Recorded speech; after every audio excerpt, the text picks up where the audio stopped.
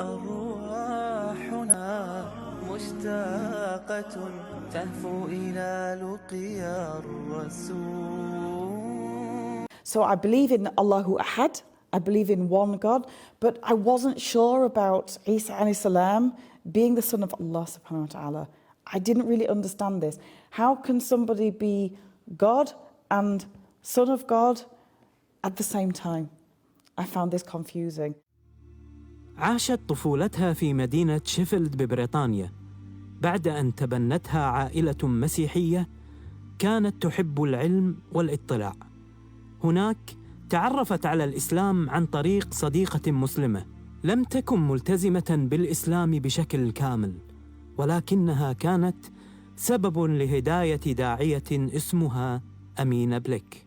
And she invited me to her house to stay because I had some problems.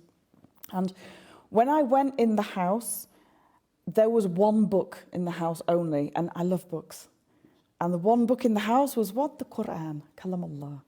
And it was في الإنجليزي وفي العربي كمان, nos بنص. Okay? So I said to her, what's this? What's this book? I want to look. And she said, okay, خلاص, wash your hands and you can look. And I opened this Quran and I saw, like the Bible, the stories, Yusuf alayhi salam, Ibrahim alayhi salam, all these prophets that I was growing up from as a child. And I was like, oh, it's amazing. Because in England we're taught Islam is Allah and Christianity is God. Two different things. Then I understood. So what happens then? I start asking questions. Win al-dalil. You saying this is kalam Allah, win al-dalil. Prove it. She couldn't prove it. She didn't have the knowledge. So she passed me to a brother. And he said, give me 2 days, 3 days. And I'm going to come back and I'm going to show you. And he came back with Allah's verses. Talking about the mountains, talking about where the child is created inside the mother, scientific proof. And then he said, guess what? He said, this was revealed to a man who was illiterate in the middle of Sahara, in the middle of the desert, 1400 years ago. And I was like, that's amazing. That's amazing. Actually, when any person becomes Muslim, whether they are born as a Muslim or they are like me and come into Islam from outside Islam, they need, like a cake needs ingredients, correct? So they need 2 ingredients. They need ilm and the qalb, the iman. So the ilm was then complete, but there was one last element to include, and that was the qalb, the iman. Many new Muslims, when they become Muslim, they are isolated.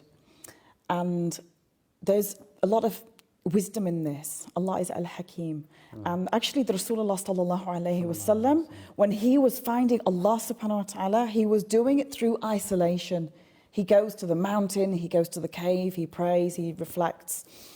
As a new Muslim, I was seeking Allah subhanahu wa ta'ala. So I had the belief, I had the qalb, I had the ilm, but I needed to find the salah as the next stage. And I was desperate. So I was asking friends, I need knowledge, I need to learn how to pray. Show me. They couldn't. I was isolated on my own. I felt alone. I felt very negative. I had to make dua to Allah subhanahu wa ta'ala. Instead of speaking to friends, I should turn to Allah first. The whole of the story of the seerah, all of them for Rasulullah sallallahu alayhi wasallam are amazing. But there's one particular one that actually helps to boost our iman. It helps us to have tawakkul in Allah. Because we say we have tawakkul in Allah, but actually sometimes we don't. And this is an incident that happened, and the Rasulullah sallallahu alaihi wasallam is sitting with Abu Bakr radiallahu anhu, and some of the Quraysh, they're also in this group. And one of the Quraysh, he's saying bad things to Abu Bakr, things to try and make him za'al, to try and make him say something back. And Abu Bakr radiallahu anhu, he sits quiet. And while he's quiet, the Rasulullah sallallahu alaihi wasallam, he's sitting, he's smiling. And the Quraysh, they keep on at him. And eventually Abu Bakr, he breaks. Subhanallah. And he speaks back. The Rasulullah sallallahu alayhi wasallam at this moment, he gets and upset look on his face, and he leaves. And Abu Bakr's like, what happened? He went to the Rasulullah sallallahu alaihi wasallam and he said, when you were sitting smiling, when the Quraysh were saying bad things to me, and as soon as I answered, you looked upset, you got up and you left. Why? The Rasulullah sallallahu alaihi wasallam said to him, while you were sitting quiet, there was a malaika answering for you on your behalf. And when you answered, the malaika left, the shaitan arrived, and I will not sit in a gathering. Where is the shaitan? So I got up and I left.